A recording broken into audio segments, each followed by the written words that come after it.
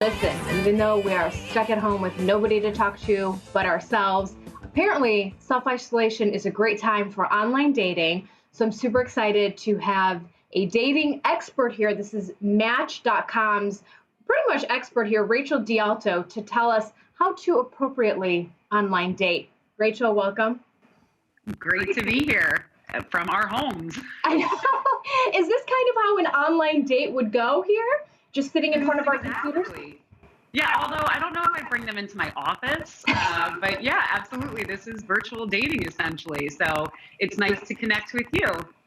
So walk me through, well, that's actually a good point because you wouldn't bring someone into your office on a first date. You probably wouldn't bring them into your bedroom either for a first date. Walk us through the right setup for virtual dating. So you want a good background. You want something that is neutral, but you also, yes, don't want to be in the bedroom. Don't want to have a mess behind you. So if you have a laundry pile, that is not the background that you're looking for.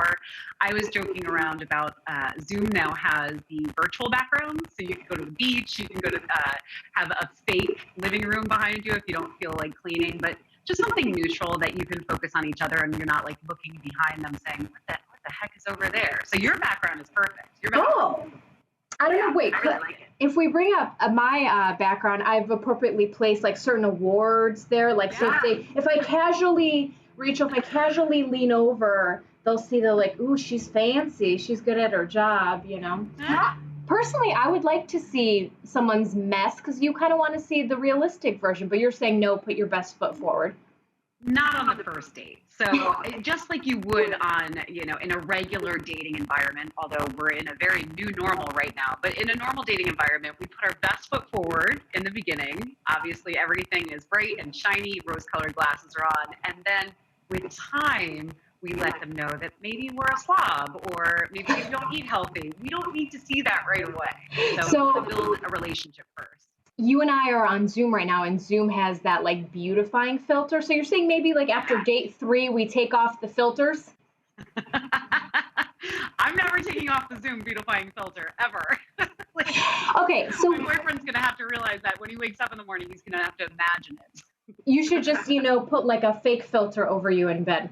Here's my question. Where are people doing this virtual online dating? Are they doing it on Match.com? Are they just going on Zoom? How are they finding dates?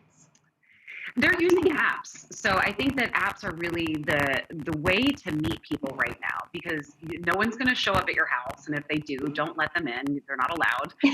And we can't go out. So how else are we going to meet people unless we're on apps or we're on social networking sites?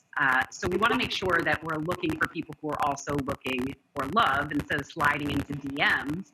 And that's where I think the apps really do fill a need right now because I think it's an opportunity for people who are looking for a relationship to really focus on that and to pay attention to getting to know someone versus rushing through into a physical relationship. Now, it could be a little bit awkward, first of all, meeting someone for the first time, but just going on a first date via teleconferencing or whatever you want to call it. How does one start this conversation? What do you do? Should you already be seated? Should you walk up to the date like, hi, can I have a glass of wine? You can do all of those things. I think that don't overthink it, but also don't ignore the elephant in the room. The fact is this is odd. This is odd that this has become how we're having a first date, a second date, maybe even a sixth date. So recognizing that, having a laugh over it, but then moving on from focusing on how weird things are. If you're just talking about how weird it is the whole time, that's not a connection. But I think sitting down, if you want to grab, I got my coffee, I got a glass of wine later.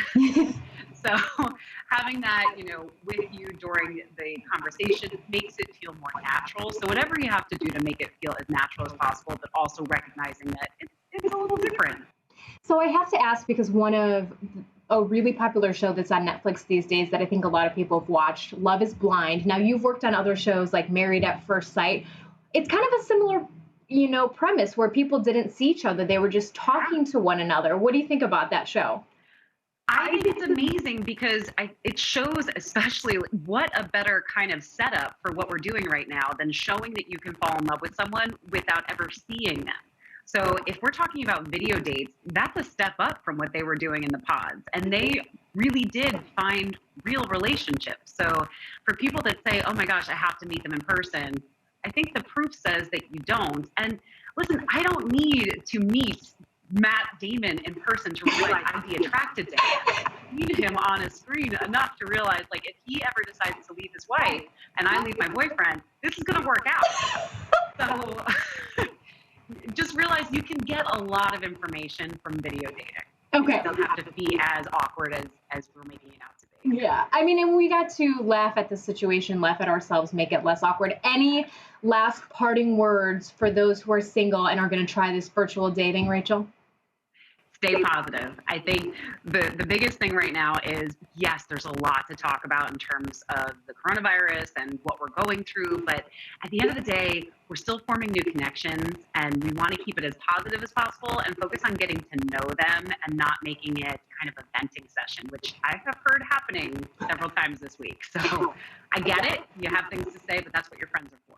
Yeah, vent to your mama, not on the first date. And also stay positive, pants optional, since really we're only conferencing from here on up. So it don't matter what's going on down here. Rachel, thank you so much. Where can people go for more information on you? RachelDialto.com, and I'm Rachel Dialto everywhere on social media. Okay, perfect. Rachel, helping people find love during the time of Corona.